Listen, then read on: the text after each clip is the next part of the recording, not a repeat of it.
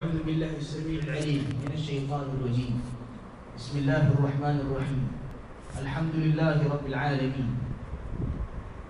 اللهم صل وسلم وبارك على سيدنا وحبيبنا وشفيعنا وذخرنا وقرة أعيننا وزعيمنا ومولانا محمد وعلى آله وصحبه وسلم أجمعين.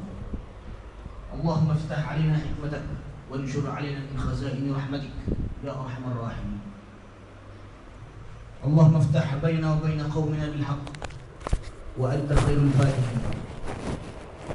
رب اشرح لنا صدورنا ويسر لنا أمورنا واحلل عقدة من ألسنتنا يفقه أقوالنا برحمتك يا أرحم الراحمين. والحمد لله رب العالمين. الحمد لله على ما يسره من نشر منقول حروف العشرة، ثم الصلاة والسلام السرمدي على النبي المصطفى سيدنا محمد وعلى آله وصحبه ومن تلا كتاب ربنا على ما أنزل.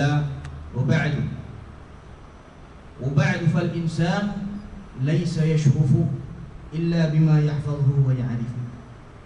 أما بعد, yang saya hormati para imam Masjid Al-Mawaddah, para ketua-ketua pelopor masjid, daripada pengurusinya sampai kepada imam eksekutifnya, YDO-nya, dan seluruh yang hadir pada malam yang penuh barakah ini insyaAllah. Izinkan saya Al-Faqir Muhammad Mihdhar bin Mahmud membacakan sepotong ayat yang mana, atau beberapa potongan ayat yang mana ayat ini sudah sering kita dengar dan sering kita bacakan. Sering kali, percayalah, insyaAllah saya yakin semuanya sudah biasa membacakan. Agar kita ambil refleksi daripada beberapa potongan ayat ini. Dalam menyatakan tajuk penyampaian saya pada hari ini, saya hanya menyampaikan apa yang pernah kita dengar, apa yang pernah disampaikan oleh guru-guru kita untuk menjadi tanda ilmu itu bermanfaat. Sudilah kiranya terima perkongsian yang tidak seberapa ini, karena demi sesungguhnya untuk memperkenalkan siapa itu Rasulullah sallallahu alaihi wa alihi wasallam, rasa diri yang kerdil ini takut. Karena apa? Karena kita dipenuh dengan dosa dan noda nak bercerita tentang orang yang maksum tidak punya dosa. Namun seperti sunnah-sunnah baginda sallallahu alaihi wasallam, di antara hadisnya pernah dikatakan balighu anni walau ayah, sampaikan dariku walau sepotong ayat. Dan berkenaan dengan hajat masing-masing, dan hajat saya juga untuk sama-sama saya mengingati Rasulullah sallallahu alaihi wasallam yang mana telah Allah kotakan sendiri dalam Al-Quran tentang akhlak-akhlak baginda Rasulullah sallallahu alaihi wasallam. Dan bertepatan dengan itu kita mahu kenal wahyu Allah, akhlak Rasulullah sallallahu alaihi wasallam. Izinkan saya mulakan dengan surah yang kedua, awal surah yang kedua dalam susunan Al-Quranul Karim, yaitu suratul Baqarah. A'udzu billahi minasy syaithanir rajim. Bismillahirrahmanirrahim. Alif Lam Mim. Dzalikal kitabu la raiba fihi hudan lil muttaqin. الذين يؤمنون بالغيب ويقيمون الصلاة ومما رزقناهم ينفقون والذين يؤمنون بما أنزل إليك وما أنزل من قبلك وبالآخرة هم يوقنون أولئك على هدى من ربهم وأولئك هم المفلحون. صدق الله العظيم. wahyu Allah. Pertama kita ingin bincangkan di sini atau kita ingin sampaikan di sini ialah tentang sebahagian pertama daripada tajuk kita dalam penyampaian hari ini, wahyu Allah. Apa itu wahyu Allah? Dan apa kena mengena ikatan antara wahyu Allah ini merupakan akhlak Rasulullah sallallahu alaihi wasallam yang seringkali kita dengar daripada potongan hadis Nabi Muhammad sallallahu alaihi wasallam akan sebuah perkara, sebuah peristiwa yang mana untuk memuji akhlak baginda Rasulullah sallallahu alaihi wasallam, sahabat bertanya kepada Sayyidatina Aisyah.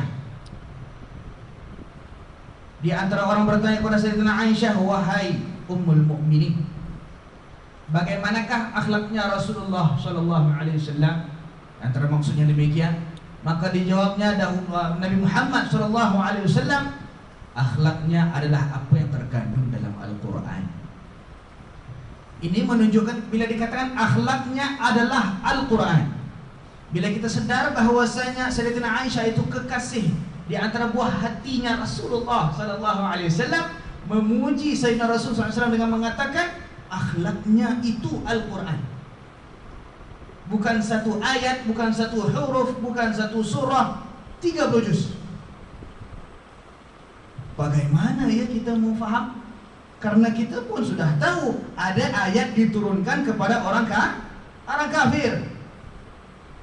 Maknanya ayat itu untuk orang Islam yang baca, iya, tapi untuk didakwahkan pada orang-orang kafir dalam memberitakan kepada kita yang beriman tentang keadaan orang-orang yang kufur kepada Allah.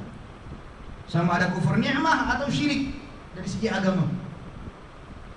Jadi banyak isi kandungan Al-Quran. Bagaimana kita nak katakan semuanya ini adalah akhlak Rasulullah sallallahu alaihi wasallam? Pertamanya, izinkan saya berkongsi seperkara yang mana susunan sebuah ayat dalam Al-Quran sangat indah. Dan setiap ayat itu penuh dengan ada subjek, ada predikat, dan ada maf'ul tsani, maf'ul khabar awal, khabar tsani, mubtada, muakhar, dan sebagainya, semua lengkap dalam Al-Quran. Grammar, dari segi sudut grammar tidak ada lebih sempurna dari sempurnanya Al-Quran. Nah, itu juga menjadi akhlaknya Rasulullah sallallahu alaihi wasallam. Pertuturan baginda Rasulullah sallallahu alaihi wasallam sangat indah, sama seperti Al-Quran. Sehingga Allah Subhanahu wa taala tetapkan dalam Al-Quran sepotong ayat yang dikatakan wa ma yantiqu 'anil hawa in huwa illa wahyun yuha. Dan tidaklah dia, yakni Muhammad sallallahu alaihi wasallam, tidaklah dia, yakni Rasulullah sallallahu alaihi wasallam, bertutur dengan karena hawa nafsu. Tidak. Mana bila Rasulullah ingin bertutur sesuatu, bukan karena dia nak cakap, bukan karena Rasulullah SAW mahu mencakapkannya atau ingin, apalagi marah. Apabila Rasulullah SAW sendiri yang menyatakan al-ghadabu minasyaitan, dan kata-kata Rasulullah itu adalah wahyu dari Allah, ini menunjukkan bahwasanya Nabi pernah marah, tak Pak? Allahu Akbar. Kita baru nak kata, pernah. Renungkan balik semula.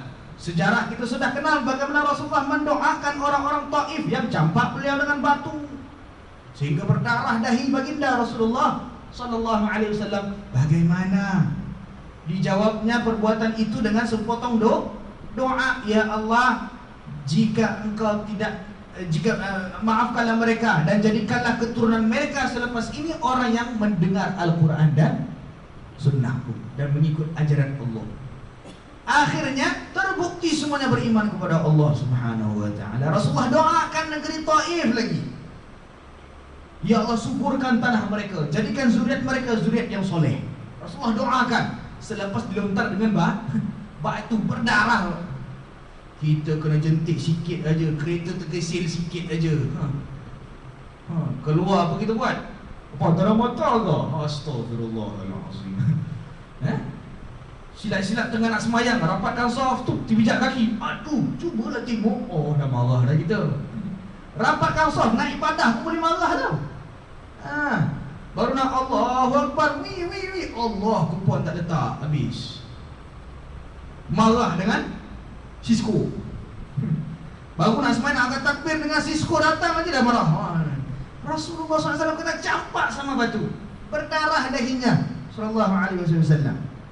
Mengalir darah yang suci, darah Sayyidina Rasul sallallahu alaihi wasallam. Tetap dia katakan, ya Allah, suburkan bumi Taif. Suburkan bumi Taif. Jadikan zuriat mereka selepas mereka ini semua beriman kepada Allah Subhanahu wa ta'ala. Buktinya sampai hari ini, kalau Bapak pergi negeri Arab ya, tak ada apple lagi sedap daripada apple yang ditanam di negeri Taif. Siapa pernah pergi umrah, pernah pergi haji, bila makan saja oren, sedapnya oren ni. Betul tak? Ke hotel makan oren sedap Cuba pergi jumpa chef, mana order ni oren? Saya nak belilah. Mereka akan jawab apa? Oh, susah. You have to go travel 500 kilometers to Taif. Masya-Allah. Tak sangka, ingat Cameron Highland aja boleh ada strawberry Bapak. Masya-Allah, di negeri Taif boleh tak ada strawberry hidup. Sedap. Sihat bila makan. Ini barakat doanya siapa? Rasulullah sallallahu alaihi wasallam. Sedangkan pertuturan Nabi sallallahu alaihi wasallam sudah makbul. Kita rasa kalau kita berdoa dengan dari potongan ayat Al-Quran makbul tak? Karena Al-Quran itu dikatakan fihi syifa'un linnas. Memang sesungguhnya ayat itu diturunkan untuk khusus, padahal Allah memberi pengajaran kepada kita, kalau mau berobat makan madu. Madu dalamnya ada syifa bagi manusia. Tetapi ulama tafsir ada mentafsirkan fihi al-ha dhamir ila lil asal. Dhamirnya kepada ganti nama al-ha huwa dia. Di dalamnya, nya itu berarti madu. Ada yang mentafsirkan di dalamnya juga Al-Quran. Maksudnya di dalamnya bila dibaca dengan Al-Quran, maka ia jadi lebih tambah syifa. Sebab tu sekarang popular, ada orang jual madu khatam Quran lah. Madu pinter, macam-macam. Madu pinter, madu kuat sokmo. Macam-macam madu keluar Pak. Macam-macam nama madu ada sekarang terjual. Semua tu ada ayat-ayat yang dibaca, yang diambil daripada barakah syafaat Al-Quran. Syifa dari Al-Quran. Nah, kalau sekiranya doa dari Al-Quran itu sudah mustajab, maka cuba kita bayangkan apa kaitannya pula sama akhlak baginda Rasulullah sallallahu alaihi wasallam. Saya ulang, saya ambil tafsiran daripada seawal ayat nombor 1 dari surah Al-Baqarah. Alif Lam Mim. Apa maknanya Bapak? Alif Lam Mim. Siapa sini boleh keluarkan tafsir Alif Lam Mim? Tidak ada. Tidak ada orang berani mentafsirkannya sembarangan. Alif apa, lam apa, mim apa. Alif lam mim apa, enggak tahu. Tak ada siapa tahu. Tak ada orang boleh bagi tahu. Namun di dalam kitab Al-Itqan fi Ulumil Quran oleh Al-Imam Jalaluddin Abdul Rahman bin Abi Bakr As-Suyuti rahimahullahu taala wa nafa'na bi ulumi fid darin amin, beliau menjelaskan di antara alamatul i'jaz fil Quran, di antara tanda-tanda Al-Quran itu adalah mukjizat dan potongan ayat yang menunjukkan ianya benar-benar mukjizatnya Rasulullah sallallahu alaihi wasallam ialah Alif Lam Mim, juga Yasin, juga Hamim, juga Ain Sin Qaf, juga Alif Lam Ra, juga Alif Lam Mim Shad, dan seumpama dengannya. Jadi huruf-huruf di awal-awal surah seperti ini dipanggil i'jaz dalam Al-Quran. Ilmu balaghah namanya, dalam ilmu ulumul Quran dia dipanggil mukjizat yang membela apa? Membela Rasulullah sallallahu alaihi wa alihi wasallam. Apa maknanya membela Rasulullah? Menunjukkan ini Allah membela akhlak yang ada pada Rasulullah SAW. Apabila orang menuduh Nabi Muhammad SAW, ini penyair nih,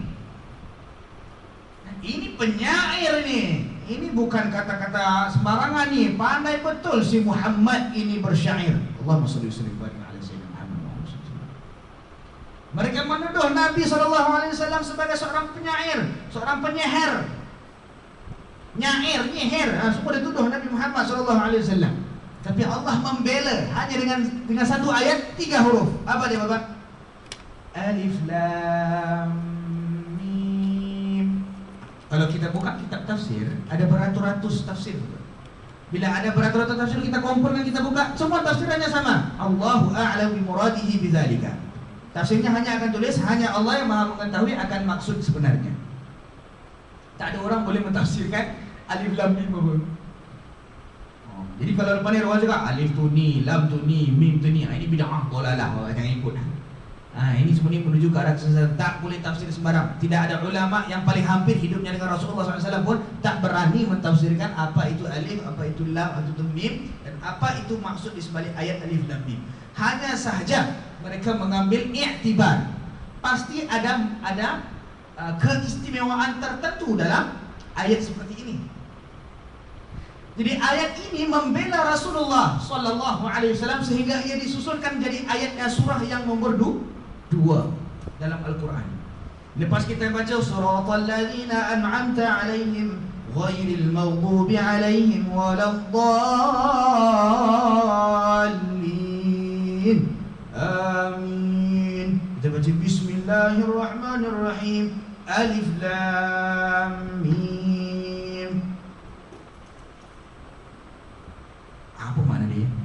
Kenapa selepas ghairil maghdubi 'alaihim siratal ladzina an'amta 'alaihim ghairil maghdubi 'alaihim waladdallin kemudian alif lam mim? Kenapa alif lam mim? Karena ini membela Nabi Muhammad SAW apabila ditahmah oleh orang-orang musyrikin, orang yang tidak beriman, orang yang memusuhi agama Islam, para munafik, ahli Yahudi di negeri Madinah suatu masa dahulu di zaman Rasulullah SAW. Mereka menuduh Nabi Muhammad membawa penipuan, pembohongan. Orang musyrikin Mekah menuduh ini pemisah antara anak dengan bapa ni. Ini pemisah antara suami sama istri. Ini seher ni. Muhammad ini banyak seher dia. Dia bersyair selalu. Power pula tu syair dia. Orang nak dengar pula tu syair dia. Ada orang ikut pula tu syair dia. Jadi orang-orang musyrikin di Makkah bertohmah macam-macam. Rasulullah jawab tak, Pak? Rasulullah balas tak? La wala syai', hanya menantikan firman Allah. Nabi Muhammad SAW sudah sangat mengetahui yang membantu saya bukan dengan lidah saya. Yang membantu saya siapa? Allahu Rabbul Alamin. Sebab itu baginda Rasulullah sallallahu alaihi wasallam hanya bertutur bila diwahyukan oleh Allah Subhanahu wa ta'ala. Very related between wahyu Allah and akhlaknya Rasulullah SAW. Sebab itu tidak ada cacat cela pada Rasulullah SAW. Kata-katanya, perbuatannya, gerak-gerinya, Masya Allah, Sayyidina Muhammad SAW tidak ada cacat maupun celanya. Bukti pembelaannya ialah kita kaji balik buku sejarah zaman jahiliyah sampai waktu lahirnya Nabi kita Sayyidina Muhammad sallallahu alaihi wasallam. Pernah tak kita dengar cerita Muhammad bin Abdullah bin Abdul Muttalib sallallahu alaihi wasallam pergi sekolah belajar alif bata? Tak pernah ya? Pernah tak kita dengar Nabi Muhammad SAW daripada kecil sampai besar dia pernah walau satu kali pun attend one class to write down how to do alif and ba and ta and so on? La. Maka apabila Allah menyatakan alif lam mim, Rasulullah pun membacanya Bismillahirrahmanirrahim, alif lam mim. Bangkit semua orang-orang musyrikin Makkah. Orang di Makkah semua terjaga dari tidurnya. Dia katakan apa? Muhammad kenal huruf alif. Ini Muhammad dia kenal huruf lam. Muhammad SAW kenal huruf mim. Mustahil. Hanya dengan alif lam mim sudah banyak orang masuk dalam Islam. Hanya dengan alif lam mim. Bayangkan mukjizatnya Rasulullah SAW. Hanya dengan wahyu Allah alif lam mim sudah meninggikan lagi martabat darjat haibahnya Rasulullah SAW, sehingga orang terikut dengan panggilannya. Sebab itu walau alif lam mim pun janganlah dibaca dengan alif lam mim. Tak mau. Kita baca dengan gunnahnya, tajwidnya, baca Al-Quran, iqra'ul Qur'ana kama unzila atau kama qala sallallahu alaihi wasallam. Telah bersabda Nabi kita Sayyidina Muhammad SAW, di antara maksudnya, bacalah kamu Al-Quran seperti mana ianya diturunkan. Al-Quran diturunkan dengan penuh tajwid, dengan penuh indah, dengan Bismillahirrahmanirrahim. Kenapa kita takut nak baca Bismillah? Oh, alasannya pasal Bismillah dalam Quran cuma Fatihah je, surah apa? Surah Baqarah, Bismillahirrahmanirrahim, tak ada nombor surah apa? Oh, budak zaman sekarang pandai jawab, Pak. Kita guru ngaji selalu kena. Itu dia nak suruh baca Quran aja. Okey, sekarang nak sambung baca Okey. Wa iza Bismillah mana? Mana ada? Tak ada. Tak ada tulis Bismillah. Oi, madu betul. Kita dah kata, dah khabar kat depa, tak mau lupa. Setiap kali nak baca Quran mesti baca Bismillahirrahmanirrahim. Kerana itu setiap kali Al-Quran nak dibacakan di hadapan Rasulullah SAW akan dimulakan dengan Bismillahirrahmanirrahim. Hanya saja bila urdatul akhirah, iaitu setiap kali mengkhatamkan Al-Quran, baginda ketika membaca akan baca Bismillah hanya di awal surah. Pemisah antara dua surah akan ada Bismillahirrahmanirrahim, kecuali surah At-Taubah. Kecuali surah At-Taubah. Baik. Kita sambung lagi yang tadi. Maka orang musyrikin yang terkejut dari itu, mereka menyatakan apa? Agaknya betul lah apa yang dibawa ni benar. Pasal mustahil Muhammad kenal huruf lam, huruf alif, huruf mim. For example, logik ya, kita fikir logik dulu ya. Kita fikir logik dahulu bahawasanya baginda Rasulullah SAW tak pernah pergi jumpa cikgu belajar. Tak pernah jumpa orang lain untuk belajar alif baca. Kita bayangkan kalau ada kanak-kanak hari ini, bila umurnya sudah 2 tahun, hari-hari kita ajar dia, ini apa? Ini makan. Nak makan? Makan. Sampai umurnya 4 tahun dia tahu makan disebut makan. Dia lapar, dia akan jumpa kita, ayah, saya nak makan. Iya, anak awak dah pandai cakap. Kawan kita tegur. Kawan kita akan tegur, anak awak dah pandai cakap. Alhamdulillah. Siapa yang ajar? Kat rumah mak dia selalu berbual dengan dia, pandai tu. Gua bangun tidur layan-layan dia, banyak pandai lah dia tutur. Kali tiba-tiba dia kata, Papa, panggilan manja sekarang kan. Papa. Papa tak mau, papi tak mau. Papa tak mau. Papa, I want to write my name. Oh, ini papa kata apa? You want to write your name? Not yet. Next year go school, okay? Okay, thank you papa. Tiba-tiba dia ambil pen, dia tulis nama dia. Bapak terkejut tak? Terkejut tak? Siapa ajar kau tulis nama kau? Terkejut tak? Maknanya tak semestinya orang yang pandai bercakap, dia pandai menulis. Dan dia kalau bila ditanya, ini huruf apa waktu ini? Ini huruf M. Siapa ajar awak ni huruf M? Salah. Dia huruf Jim kata piramid. Kan?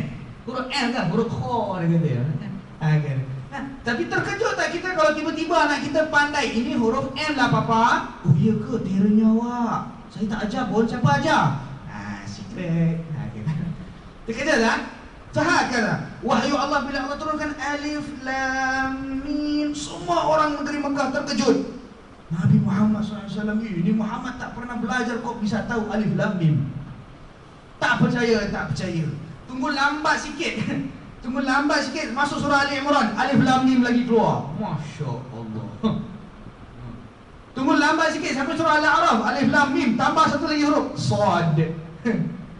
Sampai surah Al-A'raf, juz yang ke-6, 7. Juz yang ke-7. Sampai juz yang ke-7 nanti bila kita baca ada awal surah Al-A'raf tulis Alif Lam Mim Shad. Tambah satu huruf je. Makin ramai orang menerima agama Islam. Jadi dakwah Rasulullah semuanya daripada Al-Quran. Seorang hamba Allah yang tidak pernah pergi belajar menulis, belajar membaca. Kita tak boleh kata Nabi tak tahu baca. Nabi tahu baca. Tahu tak tahu serah Allah Subhanahu Wa Taala. Tetapi kalau kita cakap Nabi tak tahu baca, Nabi tak tahu baca, maknanya apa? Maknanya anda sudah memalukan Nabi Muhammad SAW, telah meletakkan satu aib dalam diri Rasulullah SAW. For example, if today someone who already umurnya 17 years old and tak tahu baca, malu tak? Malu. Maknanya aib tak? Aib. Bapak ni tak reti hantar anak ke pergi sekolah, hampir anak tak reti je. Jadi kita malu tak Pak kalau kita kena macam tu? Ada anak, pasal orang tuduh kita tak jaga anak. Malu. Itu satu keaiban. Jadi kita tak boleh kata Rasulullah SAW tak tahu baca. Yang kita patut katakan An-Nabiyyul Ummi. Apa makna An-Nabiyyul Ummi? Seorang Nabi yang tidak pernah membaca dari tulisan dan tidak pernah menulis. Bukan tak tahu, tak pernah. Tak pernah menulis dan tak pernah membaca daripada tulisan. Membaca dari hadrat Jibril ya sudah. Membaca dari sisi Allah sudah. Iqra bismi rabbikal ladzi khalaq. Bukan dari tulisan, dari hafalan. Sudah baca belum? Sudah. Itu maknanya apa? Nabi bukan tak tahu baca, Nabi tak pernah membaca dari tulisan. Sayyidina Nabi SAW tidak pernah menulis sebuah tulisan. Itu gelar sebenar, maksud sebenar An-Nabiyyul Ummi. Kalau kita kan Nabi tak tahu tu, tak tahu ini, maknanya apa? Aib dalam diri Rasulullah. Sedangkan para sahabat memuji Rasulullah SAW. Khuliqta mubarra'an min kulli aibin. Engkau diciptakan Allah terhindar dari sebarang aib ya Rasulullah. Sahabat Nabi yang hidup di sekeliling Rasul SAW tidak pernah lihat satu ekor lalat pun pernah hinggap pada tubuh Rasulullah SAW. Kita kalau kena musim panas, kita mandi baru bakul sekalipun, sabun penuh satu badan sekalipun, rendam dalam sabun, cuba letak sebelah tong sampah, lalat hinggap juga. Lalat hinggap juga, dia pusing-pusing kat kepala, penat kita nak kena halau. Tapi Sayyidina Rasul SAW sepanjang hayatnya tidak pernah walau seekor lalat pun hinggap padanya. Sayyidina Muhammad SAW. Nah, ini semua ini digambarkan oleh Allah, majaznya semua dalam Al-Quran. Karena itulah sangat hampir hubungan wahyu Allah itu merupakan akhlaknya Rasulullah SAW. Kita ambil contoh yang kedua. Kita bacakan tadi bahawasanya Alif Lam Mim, baru satu ayat ya. Pak, ada lagi 4 ayat nak kena baca ni. Sempat tak timing? Allahu Akbar. Dzalikal kitabu. Jadi Allah membela Nabi Muhammad SAW, betul? Kita dah faham tadi ya? Allah membela Nabi Muhammad SAW dan menunjukkan begitu mulia pekertinya Rasulullah SAW. Sehingga Nabi tak pernah menjawab tuhmahan orang lain, hinggalah Allah yang turunkan wahyu membela Rasulullah SAW. Nabi ada cakap tak dengan orang musyrikin? Kau tunggulah nanti Allah ajar aku eja, baru kau tahu. Tak payah, Nabi diam saja sampai wahyu Allah turun. Sekarang masanya untuk kita bacakan apa dia? Bismillahirrahmanirrahim. Alif Lam Mim. Dengan sendirinya semua mata terbuka, yang tidur terjaga, yang mati boleh hidup balik agaknya. Mati hati lah mana dia. Mati hati segar kembali. Sehingga selepas itu Sayyidina Uthman bertemu dengan Sayyidina Uthman radhiyallahu anhu bertemu dengan Abu Jahal, bertanya, ya Abu Jahal, ya Abdullah, nak tanya, kamu tahu kan yang di hadapan kamu ini seorang nabi dan ajarannya itu betul? Mana boleh Tuhan banyak, Tuhan mesti yang esa. Sayyidina Uthman ni pelik, pasal dia tahu Abu Jahal ini pakciknya Rasulullah, orang yang clever, intelligent man, intelligent. Dia seorang penyair, maknanya Masya Allah, bila dia kalau berbual, orang semua, bila dia cakap pasal kelakar semua ketawa, dia cakap pasal sedih orang menangis. Ada orang tak pandai cakap apa, dia cerita macam mana pun orang tak boleh nangis. Apa pun cerita ni? Cerita, ayolah cerita. Tak nangis pun, tak apalah, nangis langsung seorang. Tapi Abu Jahal tu punya power, pandainya dia bertutur sampai boleh mempengaruhi orang lain. Kata-katanya dia sangat pandai. So orang intelijen mustahil tak sedar yang Nabi Muhammad SAW seorang Nabi. Sayyidina Uthman bertanya kepadanya, dia katakan apa? Memang betul lah dia Nabi. I know. Aku tahu dia Nabi. Siapa cakap ni Pak? Abu Jahal. Dia katakan apa? Ya betul, saya tahu dia Nabi. Memang yang dia bawa tu betul lah, agama dia betul. Tapi kamu lah, kita dari bangsa mana? Dia dari keturunan apa? Kita dari keturunan apa? Keturunan kita kan selalu challenge. Kalau saya dah mengaku kalah siang-siang, macam mana mau challenge? Kita tak boleh ada bawah dia, kita mesti atas sama dia. Karena takabur, risis. Risis. Karena takabur, dia mengutamakan bangsanya, maka dia sanggup menolak ajaran Allah. Yang saya nak ambil kisah di sebalik ini sendiri ialah sebenarnya hatinya dah tahu belum Nabi Muhammad itu betul? Dah tahu. Dia dah tahu belum? Abu Jahal sudah tahu belum Al-Quran itu kalam Allah? Sudah tahu. Hanya dengan Alif Lam Mim. Hanya dengan 3 huruf, 1 ayat belum cukup satu surah. Satu surah paling sikit 3 ayat. Satu surah paling sikit 3 ayat. Ada 2 surah yang ada 3 ayat, betul? Surah Al-Kautsar dan surah Al-Asr. Inna a'tainakal kautsar fasholli li rabbika wanhar inna syani'aka huwal abtar. Wal 'asr innal insana lafi khusr illa alladhina amanu wa 'amilus solihati wa tawassaw bil haqqi wa tawassaw bis sabr. 3 ayat. Ini 2 surah saja yang pendek 3 ayat. Nah, belum cukup satu surah, 1 ayat baru Alif Lam Mim. Semua hati sudah tahu yang di bawahnya ini adalah benar. Yang menghalang mereka ya diri mereka sendiri, jiwa mereka sendiri, nafsu mereka, takabur mereka. Jadi Allah bela Nabi Muhammad SAW tadi dengan Alif Lam Mim. Bukan kata sembarangan. Apa kata Allah? Dzalikal kitab. Itulah dia Alkitab yang telah kami turunkan, mana anzalnahu ala sayyidina Muhammad sallallahu alaihi wasallam, ala Muhammad sallallahu alaihi wasallam, annahu min indillah. Di sisi Allah, dari sisi Allah turunkan kepada Nabi Muhammad sallallahu alaihi wasallam. Dan ini dia Alkitab. Allah mengisyaratkan ini. Berarti apa? Ta'zim. Ini alamat di ta'zim. Al-isyarah alamatut ta'zim. Al-isyarah alamatut ta'zim. Jadi Allah boleh katakan inilah dia Alkitab, yaitu Al-Quran yang diturunkan kepada Nabi Muhammad sallallahu alaihi wasallam. La raiba fi. Selepas Allah sebutkan ini dia Alkitab, kemudian Allah ada letak kalimat la nafiyah. La raiba, confirm, tidak ada keraguan yang ada padanya. Dalam Al-Quran tidak akan ada keraguan. Tidak ada kebimbangan bila orang itu hidup dengan Al-Quran. Inilah dia akhlak Rasulullah sallallahu alaihi wasallam. Baru start Al-Quran saja kita dah kenal akhlak Rasulullah sallallahu alaihi wasallam.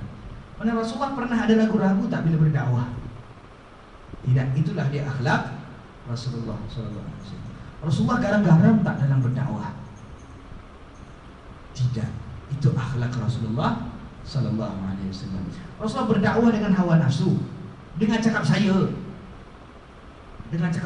cakap betul. Nah, Rasulullah berdakwah dengan zalikal kitab la raiba fihi hudan lil muttaqin.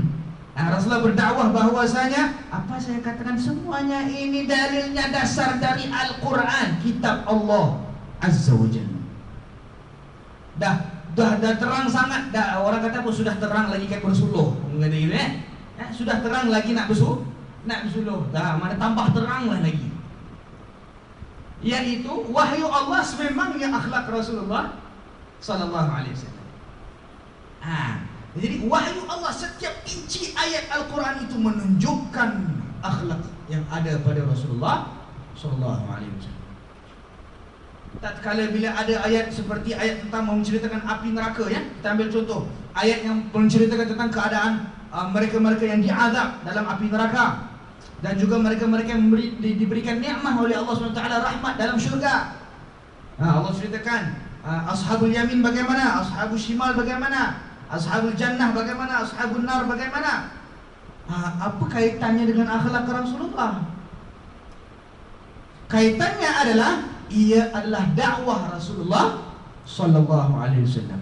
Bila Rasulullah berdakwah, Rasulullah tak akan cakap, Rasulullah kalau berdakwah tak akan kata jadilah orang yang akhlaknya baik macam saya. Oh no. Nah, ya, Rasulullah memang akhlak Rasulullah akhlak yang paling